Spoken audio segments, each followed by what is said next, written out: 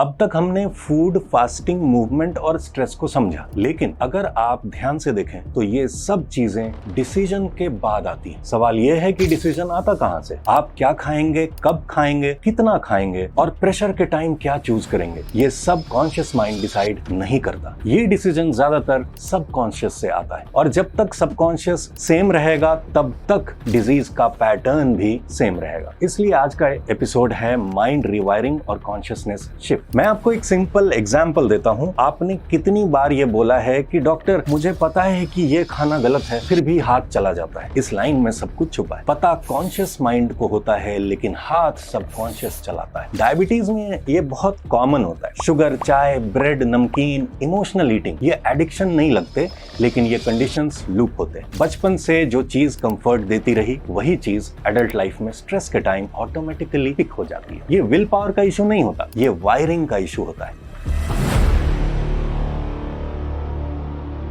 नमस्कार, मैं हूं डॉक्टर पद्माकर कुमार। आज हम डायबिटीज रिवर्सल के एक ऐसे लेयर पर बात करने जा रहे हैं जहां पर ज्यादातर लोग कभी पहुंच ही नहीं पाते। अब तक हमने फूड, फास्टिंग, मूवमेंट और स्ट्रेस को समझा, लेकिन अगर आप ध्यान से देखें तो ये सब चीजें डिसीजन के बाद आती हैं। सवाल यह है कि डिसीजन आता कहां से? आप क्या खाएंगे, कब खाएंगे, कितना खाएंगे और प्रेशर के टाइम क्या चूज करेंगे, ये सब कॉन्शियस माइंड डिसाइड नहीं करता। ये डिसीजन ज्यादातर सबकॉन्शियस से आता है, और जब तक सबकॉन्शियस सेम रहेगा तब तक डिजीज का पैटर्न भी सेम रहेगा। इसलिए आज का एपिसोड है माइंड रिवायरिंग और कॉन्शियसनेस शिफ्ट। मैं आपको एक सिंपल एग्जांपल देता हूं। आपने कितनी बार ये बोला है कि डॉक्टर मुझे पता है कि ये खाना गलत है, फिर भी हाथ चला जाता है। इस लाइन में सब कुछ छुपा है। पता कॉन्शियस माइंड को होता है, लेकिन हाथ सबकॉन्शियस चलाता है। डायबिटीज में ये बहुत कॉमन होता है। शुगर, चाय, ब्रेड, नमकीन, इमोशनल ईटिंग, ये एडिक्शन नहीं लगते, लेकिन ये कंडीशंस लूप होते हैं।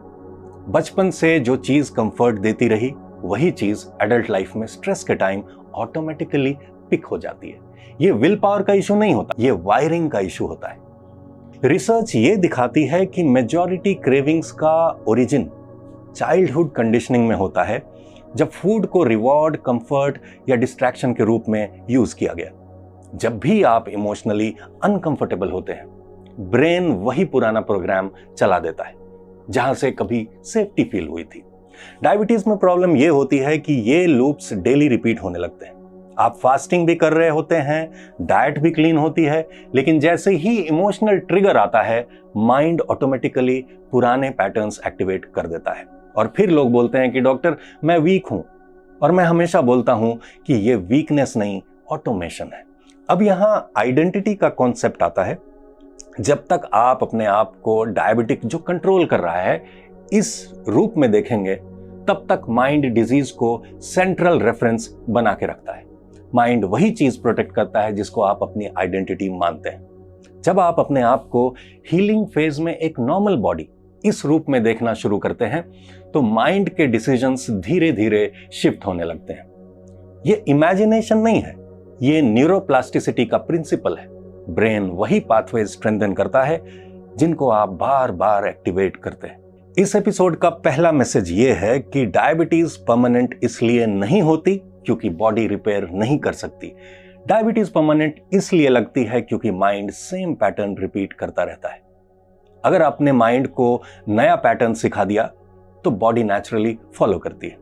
आगे हम प्रैक्टिकल रिवायरिंग टेक्निक देखेंगे जो सिंपल है, टाइम टेकिंग नहीं है और रियल लाइफ में काम करती है। मैं आपको कोई कॉम्प्लिकेटेड विजुअलाइजेशन, अफर्मेशन या फोर्स्ड पॉजिटिविटी नहीं सिखा रहा। हम सिर्फ इतना कर रहे हैं कि जो ऑटोमेटिक लूप चल रहा है उसको कॉन्शियसली इंटरप्ट किया जाए। सबसे पहला टूल है पॉज टेक्निक। जब भी क्रेविंग्स आए, डिसीजन लेने से पहले सिर्फ 10 सेकंड्स का पॉज। इस पॉज में कुछ करना नहीं है, बस नोटिस करना है अभी मेरे अंदर क्या चल रहा है।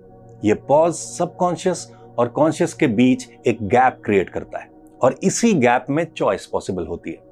बिना पॉज के चॉइस नहीं होती, सिर्फ रिएक्शन होता है। दूसरा टूल है अवेयरनेस टेक्निक। जब आप किसी फूड की तरफ ऑटोमेटिकली अट्रैक्ट हो रहे हैं तो उस फूड को जज मत करिए, बस ये ऑब्जर्व करिए कि बॉडी में क्या सेंसेशन हो रही है? थ्रोट टाइट हो रहा है, चेस्ट में रेस्टलेसनेस है, पेट में अनईजीनेस है। जैसे ही आप सेंसेशन को ऑब्जर्व करते हैं, क्रेविंग्स की इंटेंसिटी कम होने लगती है, क्योंकि क्रेविंग का फ्यूल अनकॉन्शियस होता है। अवेयरनेस फ्यूल को हटा देता है। तीसरा टूल है इनर डायलॉग शिफ्ट। बहुत सारे लोग अपने आप से बोलते रहते हैं कि मुझसे कंट्रोल नहीं होता, मैं एडिक्टेड हूं, मैं कभी डिसिप्लिन मेंटेन नहीं कर पाऊंगा। ये सेंटेंसेस सबकॉन्शियस के लिए कमांड्स होती हैं। सबकॉन्शियस लैंग्वेज समझता है, लॉजिक नहीं। इसलिए डायलॉग को शिफ्ट करना जरूरी है। फॉर एग्जाम्पल, अभी क्रेविंग है पर मैं सेफ हूं, मैं ऑब्जर्व कर रहा हूं, रिएक्ट नहीं कर रहा। ऐसे स्टेटमेंट्स बॉडी को काम सिग्नल देते हैं। काम सिग्नल से अर्ज का वेव नेचुरली सेटल हो जाता है। अब बात करते हैं मेंटल बॉडी और एनर्जी बॉडी की, जिसका जिक्र मैं अपने रिवायरिंग सेशंस में करता हूं। मेंटल बॉडी थॉट्स का कैरियर होता है, एनर्जी बॉडी इमोशंस का कैरियर होता है। जब दोनों डिस्टर्ब्ड होते हैं तो फिजिकल बॉडी उस डिस्टर्बेंस को ग्लूकोज के फॉर्म में एक्सप्रेस करती है। इसलिए डायबिटीज सिर्फ ब्लड शुगर का टॉपिक नहीं है, डायबिटीज एक स्टेट ऑफ बीइंग का रिफ्लेक्शन है। जब मेंटल बॉडी रेपिटेटिव फियर में हो और एनर्जी बॉडी क्रॉनिक टेंशन में हो तो फिजिकल बॉडी ग्लूकोज को होल्ड करके रखती है, जैसे बैकअप पावर होता है ना। रीवायरिंग का मतलब यह नहीं है कि आप परफेक्ट हो जाएंगे। रीवायरिंग का मतलब यह है कि आप अवेयर हो जाएंगे, और अवेयरनेस से ही परमानेंट चेंज पॉसिबल है। जो भी चीज आप देख सकते हैं वो आपके ऊपर पावर लूज कर देती है। इसलिए हम विल पावर नहीं, कॉन्शियसनेस बिल्ड कर रहे हैं।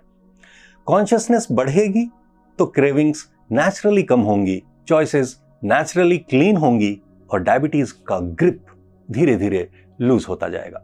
अब इस एपिसोड का सबसे इंपॉर्टेंट पॉइंट समझिए। डायबिटीज रिवर्सल टेम्पररी तब होता है जब आप सिर्फ प्रोटोकॉल फॉलो करते हैं। डायबिटीज रिवर्सल परमानेंट तब होता है जब आइडेंटिटी शिफ्ट होती है। जब आप अपने आप को यह बोलना बंद कर देते हैं कि मैं डायबिटिक हूं जो फाइट कर रहा है, और यह कहना शुरू कर देते हैं कि मैं एक हीलिंग बॉडी हूं जो क्लैरिटी के साथ जी रही है। यह लाइन मोटिवेशनल नहीं है, न्यूरोलॉजिकल है। ब्रेन सिर्फ लैंग्वेज समझता है। जिस आइडेंटिटी को आप बार बार रिपीट करते हैं, ब्रेन उसी के हिसाब से डिसीजंस ऑटोमेट कर देता है। इसलिए जो सिर्फ डिसिप्लिन पे डिपेंडेंट रहते हैं वो थक जाते हैं, और जो लोग आइडेंटिटी शिफ्ट कर लेते हैं उनको स्ट्रगल कम लगती है। आप नोटिस करेंगे कि जैसे जैसे माइंड रिवायर होता है, आपको चाय, शुगर, ब्रेड के साथ फाइट नहीं करनी पड़ती। वो चीजें ऑटोमेटिकली इररिलेवेंट लगने लगती हैं। ये सप्रेशन नहीं होता, ये ट्रांसेंडेंस होता है। मैं यहां एक चीज क्लियर करना चाहता हूं। रीवायरिंग का मतलब स्पिरिचुअल लेक्चर नहीं है। रीवायरिंग का मतलब यह है कि आप अपने थॉट्स, इमोशंस और रिएक्शंस को उसी तरह ट्रेन कर रहे हैं जैसे आप बॉडी को ट्रेन करते हैं। जैसे मसल ट्रेनिंग से बॉडी स्ट्रांग होती है, वैसे ही अवेयरनेस ट्रेनिंग से माइंड फ्लेक्सिबल होता है। फ्लेक्सिबल माइंड में डायबिटीज को होल्ड करने की कैपेसिटी कम होती है। आज से आप सिर्फ 3 चीजें प्रैक्टिस करिए। पहली चीज, क्रेविंग के टाइम पॉज। दूसरी, बॉडी सेंसेशन को ऑब्जर्व करिए। और तीसरी, इनर डायलॉग का सॉफ्ट शिफ्ट। ये 3 चीजें मिलकर सबकॉन्शियस को नया डेटा देती हैं। नया डेटा आया, वायरिंग चेंज हो गई। वायरिंग चेंज हुई तो बिहेवियर चेंज होगा। बिहेवियर चेंज हुआ तो ग्लूकोज पैटर्न चेंज होगा। ये एक नेचुरल चेन रिएक्शन है। इस एपिसोड का कंक्लूजन सिंपल है। जब तक माइंड ऑटोमेटिक है, डिजीज भी ऑटोमेटिक रहेगी। जब माइंड कॉन्शियस होता है, डिजीज का ऑटोमेशन टूट जाता है। अब तक हमने डायबिटीज के अलग अलग पिलर्स को समझा: फूड, फास्टिंग, मूवमेंट, स्ट्रेस और माइंड। लेकिन असली पावर तब आती है जब ये सब एक लाइफस्टाइल का हिस्सा बन जाते हैं, सिर्फ एक प्रोटोकॉल नहीं। अगले एपिसोड में हम बात करेंगे सात्विक लाइफस्टाइल की। कैसे पूरा दिन सुबह से रात तक एक ऐसा मेटाबॉलिक फ्रेंडली सिस्टम बनाया जाता है जहां रिवर्सल मेंटेन होता है और रिलैप्स नहीं होता। और उसके बाद फाइनल एपिसोड में हम समझेंगे हेल्थ कॉन्शियसनेस और डिजीज कॉन्शियसनेस का फर्क, ताकि बॉडी रोज हील करे, डिजीज जमा ना करे। तो मिलते हैं अगले एपिसोड में। तब तक के लिए स्टे हेल्दी, एंजॉय लाइफ। नमस्कार।